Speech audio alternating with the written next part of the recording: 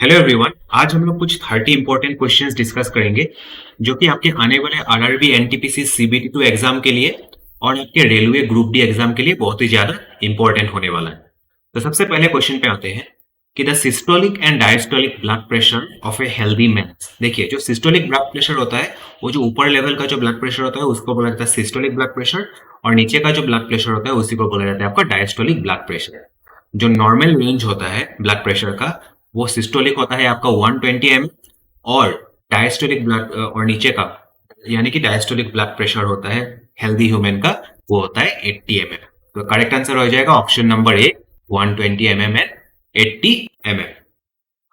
Next question पे आते हैं, the right portion of human heart.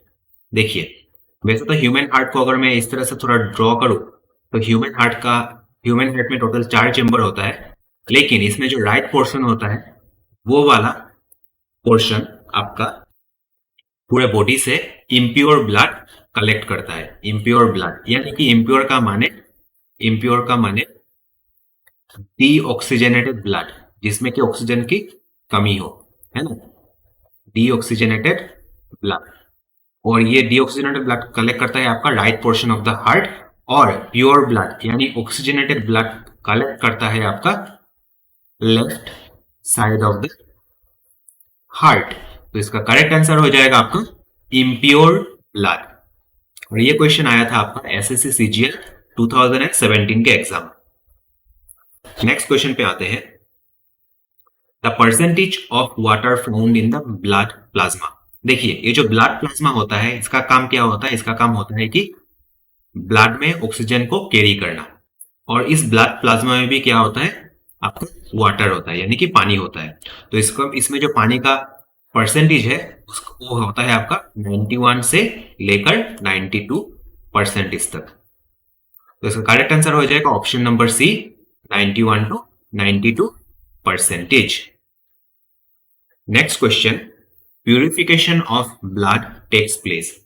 देखिए, जो ब्लड को जो प्यूरिफिकेशन करने का, प्योर करने का काम होता है वो काम होता है आपका किसका? किडनी का।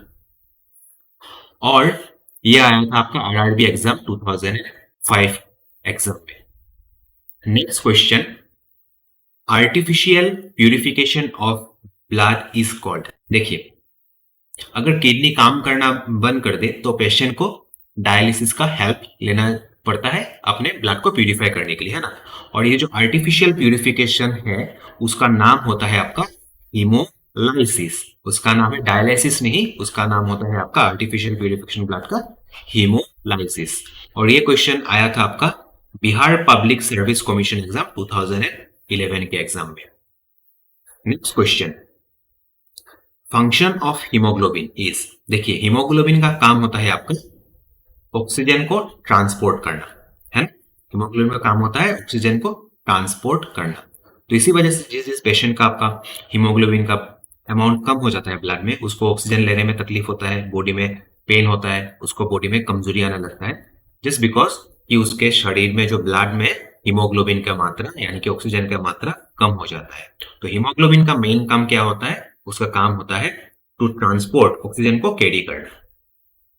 और ये क्वेश्चन पूछा गया था आपका आरआरबी 2005 के एग्जाम में। नेक्स्ट क्वेश्चन पे आते हैं, red colour of blood is due to the presence of. देखिए, जो खून का जो लाल कलर होता है वो होता है आपका किस वजह से? वो होता है आपका हीमोग्लोबिन की वजह से। ठीक है, हीमोग्लोबिन के वजह से ही आपका खून का रंग क्या होता है? लाल होता है।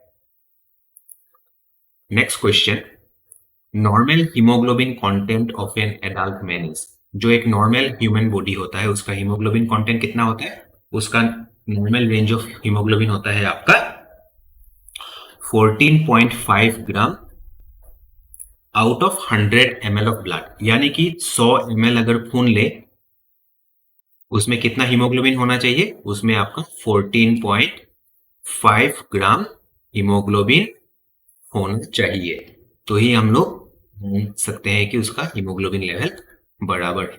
और ये क्वेश्चन आया था आपका एसएससी एमटीएस 2017 के एग्जाम।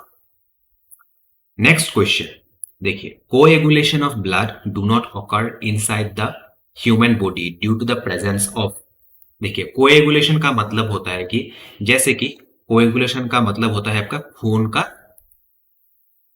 खून का सूखना, है ना। और ये बॉडी के अंदर क्यों नहीं होता है? क्योंकि बॉडी के अंदर होता है एक चीज जिसका नाम है आपका हेपारिन। और ये हेपारिन क्या है? एक एंटी कोएगुलेंट एजेंट। ये होता है आपका एंटी कोएगुलेटिंग एजेंट। और इसका काम क्या होता है? ये शरीर के अंदर का खून को जमने से रोकता है ना। तो ये इसका करेक्ट आंसर हो जाएगा ऑप्शन नंबर बी, हेपारिन। और ये क्वेश्चन आया था आपका आरआरबी एग्जाम 2005 में। नेक्स्ट क्वेश्चन पे आते हैं, रेड ब्लड कॉर्पसल्स, जिसको शॉर्ट फॉर्म में बोला जाता है आपका आरबीसी। और इसका दूसरा नाम है आपका क्या? इसका दूसरा नाम हो गया आपका erythrocytes. Erythrocytes. Next question, antibodies produced in the plasma of body, क्या होता है? जो एंटीबॉडीज जो ब्लड में जो प्रोड्यूस होता है उसको बोला जाता है आपका क्या? लिम्फोसाइट्स। उसका नाम होता है आपका lymphocytes. Next question, red blood corpuscles यानी कि आरबीसी इज प्रोड्यूस्ड इन, जो आरबीसी वगैरह जो प्रोड्यूस होता है वो होता है आपका बोन मेरो में। और ये बोन मेरो रेस्पॉन्सिबल होता है to produce RBC, red blood corpuscles. और ये बोन मेरो कहां होता है? बोन मेरो होता है आपका, इसका लोकेशन होता है आपका बिटवीन बोन्स। और यही से ही आपका रेड ब्लड कॉर्पसल्स प्रोड्यूस होता है। और ये क्वेश्चन आया था आपका आरआरबी 2003 के एग्जाम। नेक्स्ट क्वेश्चन पे आते हैं, blood clot is formed because of the presence of certain cells in the blood. Blood में कुछ सेल्स होते हैं जिसके वजह से आपका क्या होता है? खून जम सकता है ना, ब्लड क्लॉट हो सकता है। जो शरीर के अंदर जो कहीं पर अगर चोट लग के अगर ब्लड निकलते रहे तो थोड़ी देर बाद देखते हैं कि ब्लड वहां पर ही जम जम जाता है, क्लॉटिंग हो जाता है। तो ये होता है आपका प्लेटलेट्स के वजह से। इस प्लेटलेट का काम क्या होता है? ये प्लेटलेट हेल्प करता है इसमें टू क्लॉट ब्लड,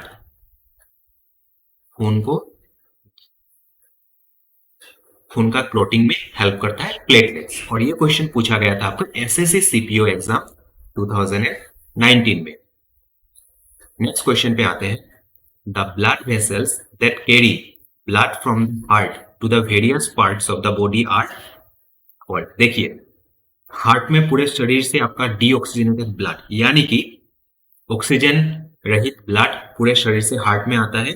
और ये जो पूरे शरीर से जो ब्लड कलेक्ट करता है हार्ट, वो करता है वेन्स के मदद से, लेकिन हार्ट जो ब्लड को पंप करता है पूरे शरीर में, वो करता है with the help of arteries. Arteries और वेन में फर्क यही है कि वेन्स के द्वारा हार्ट पूरे बॉडी से ब्लड कलेक्ट करता है और आर्टरीज के द्वारा ये हार्ट पूरे शरीर में ब्लड को सेंड करता है। ठीक है, तो ये क्वेश्चन पूछा गया था आपका एसएससी सीपीओ एग्जाम 2019।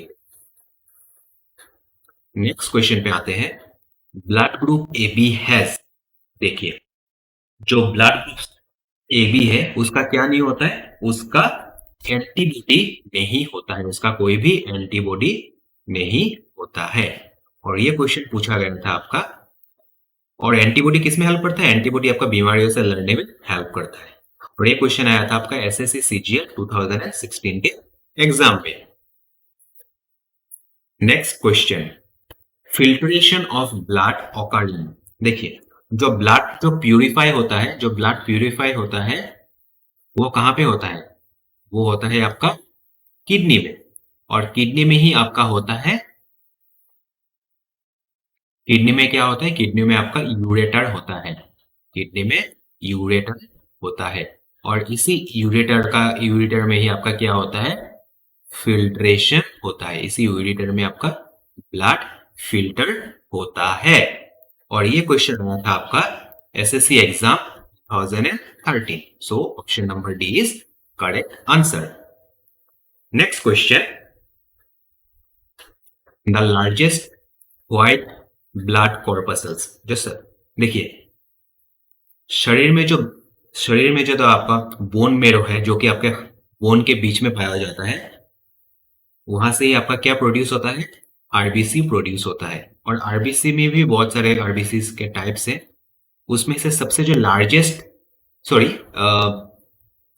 आपके जो व्हाइट ब्लड सेल है, व्हाइट ब्लड सेल में सबसे जो बड़ा होता है वो होता है आपका मोनोसाइट। मोनोसाइट एक तरह का व्हाइट ब्लड सेल है।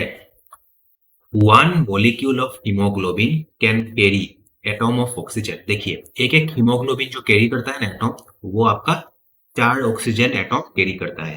तो इसीलिए बोला जाता है आपका हीमोग्लोबिन हेल्प करता है ऑक्सीजन को ट्रांसपोर्ट करने में। इसलिए हीमोग्लोबिन का जब कमी हो जाता है शरीर में तो इंसान को क्या होता है, सांस लेने में तकलीफ होता है।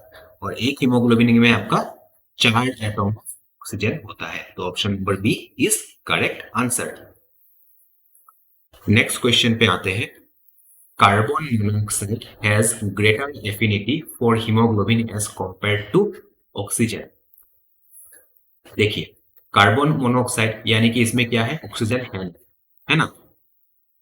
तो कार्बन मोनोऑक्साइड आपका ज्यादा एफिनिटी शो करता है और हीमोग्लोबिन के प्रति कितने टाइम्स, 200 टाइम्स। और ये क्वेश्चन आया था आपका एसएससी सीजीएल 2017 के एग्जाम में। नेक्स्ट क्वेश्चन पे आते हैं, the old and worn out red blood corpuscles are destroyed in. देखिए, एक एक रेड ब्लड सेल्स यानी कि एक एक जो रेड ब्लड कॉर्पसल्स है, उसका लाइफ स्पेन होता है, इसका लाइफ होता है आपका कितना, 60 से 120 डेज तक का इसका लाइफ होता है। उसके बाद ये रेड ब्लड सेल्स मर जाता है। तो ये जो मर जाता है, तो मरने के बाद कहाँ डिस्ट्रॉय होता है, ये डिस्ट्रॉय होता है आपके स्प्लीन में। ये डिस्ट्रॉय होता है आपके स्प्लीन में। और ये स्प्लीन कहाँ है, lower left side of abdomen. Abdomen के निचले हिस्से के बाएं तरफ आपका ये स्प्लीन मौजूद होता है। और ये क्वेश्चन आया था आपका एसएससी एग्जाम 2013 में। Next question number 21, anaemia is due to deficiency of. जो एनीमिया जो होता है वो होता है आपके शरीर में आयरन की कमी से आपका क्या होता है, एनीमिया होता है। तो करेक्ट आंसर हो जाएगा ऑप्शन नंबर बी, एफई। और ये एफई क्या है, आयरन। एफई है आपका आयरन। नेक्स्ट क्वेश्चन पे आते हैं, person having blood group B can donate the blood group to person having. देखिए, अगर कोई अगर इंसान है जिसका ब्लड ग्रुप बी है, वो डोनेट कर सकता है किस पर्सन को, वो ए को डोनेट नहीं कर सकता है, बी एंड ओ को भी डोनेट नहीं कर सकता है। वो डोनेट कर सकता है आपका जिसका ब्लड ग्रुप बी हो या फिर ब्लड ग्रुप ए बी हो, है ना। और ये अगर बी को इस वाले ब्लड ग्रुप को अगर ये डोनेट करे तो उसमें इसमें एंटीजन तो बी है ही, और एंटीबॉडी के हिसाब से कौन काम करेगा, एंटीबॉडी के हिसाब से ये ए वाला हिस्सा काम करेगा, है ना। अभी नेक्स्ट, और ये क्वेश्चन आया था आपका एसएससी एग्जाम 2011। नेक्स्ट क्वेश्चन पे आते हैं, for human blood transfusion which blood group is known as universal group. देखिए, ये जो ओ ग्रुप होता है, ये ओ ग्रुप को बोला जाता है आपका क्या, ओ ग्रुप को यूनिवर्सल ग्रुप बोला जाता है, क्योंकि इसमें कोई भी एंटीबॉडीज होता नहीं है। तो ये सबको ही ब्लड डोनेट कर सकता है, ना इसमें एक ए होता है ना ही इसमें बी एंटीबॉडी होता है। और ये ओ ब्लड ग्रुप जिसका होता है वो सभी को ब्लड डोनेट कर सकता है। तो इसका करेक्ट आंसर हो जाएगा आपका next question, if the father have blood group AB and mother have blood group B, then group which is not possible in their child. अगर फादर का ब्लड ग्रुप ए बी हो और माँ का blood group B हो तो कौन सा ब्लड ग्रुप बच्चे का नहीं हो सकता है, तो वो हो जाएगा करेक्ट आंसर डी, क्योंकि फादर में भी आपका कोई भी ओ ग्रुप नहीं है और मदर में भी कोई भी ओ ग्रुप नहीं है, तो ये ओ ग्रुप वाला पॉसिबल नहीं हो सकता है। तो correct answer option number D. Next question पे आते हैं। Other name of platelets is, जो शरीर में जो प्लेटलेट्स होता है, जो कि सेल होता है एक ब्लड का, है ना, उसका दूसरा नाम हो गया आपका थ्रोम्बोसाइट्स। उसका दूसरा नाम हो गया क्या? उसका दूसरा नाम हो गया आपका थ्रोम्बोसाइट्स। थ्रोम्बोसाइट्स। और ये थ्रोम्बोसाइट का काम क्या होता है? थ्रोम्बोसाइट का काम होता है खून को गाढ़ा करना। खून को गाढ़ा करना इस थ्रोम्बोसाइट का काम होता है। और ये क्वेश्चन आपका आया था आपके एसएससी सीजीएल एग्जाम 2017 के एग्जाम। नेक्स्ट क्वेश्चन पे आते हैं। Invention of blood group is done by, देखिए जो खून का जो आविष्कार किया था, वो आविष्कार किया था, मतलब खून का जो ब्लड ग्रुप का जो आविष्कार किया था वो इन्वेंट किया था आपका किसने? लैंडस्टाइन। और इनका पूरा नाम क्या है? Karl Landsteiner. और ये एक बहुत ही इंपॉर्टेंट क्वेश्चन है। ये क्वेश्चन आपका आने वाले आरआरबी ग्रुप डी एग्जाम के लिए और NTPC CBT exam two exam के लिए बहुत ही ज्यादा इंपॉर्टेंट। तो आंसर हो जाएगा कार्ल लैंडस्टाइनर। और ये क्वेश्चन आया भी था एसएससी 2013 के एग्जाम। नेक्स्ट क्वेश्चन पे आते हैं। Which blood group is a universal recipient? देखिए जो ब्लड ओ है वो आपका यूनिवर्सल रेसिपिएंट है, क्योंकि इसमें कोई भी एंटीबॉडी नहीं होता है। इसमें कोई भी एंटीबॉडी नहीं होता है। अगर एंटीबॉडी ना हो तो ये सबसे खून ले सकता है। ये सबसे खून ले सकता है, तो इसीलिए ए ब्लड ग्रुप को आपका यूनिवर्सल रेसिपिएंट बोला जाता है। और ये क्वेश्चन था आपका आरआरबी 2003 के एग्जाम में।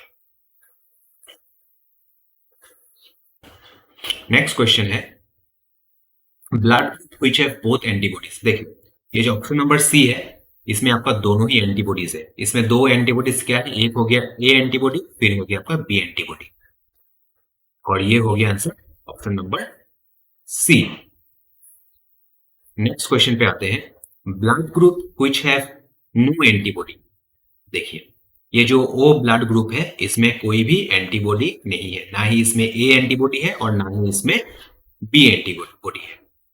तो option O is the correct answer.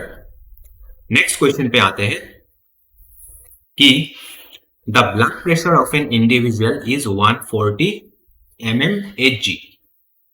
In this statement Hg refers to, और ये जो Hg है ये क्या होता है? Hg का माने होता है आपका मर्क्यूरी। मर्क्यूरी का आपका केमिकल फॉर्मूला होता है आपका, मर्क्यूरी का केमिकल फॉर्मूला होता है आपका Hg।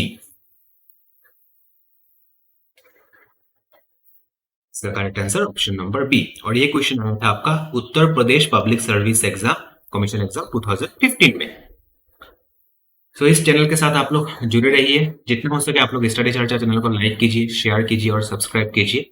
Thank you for watching this video.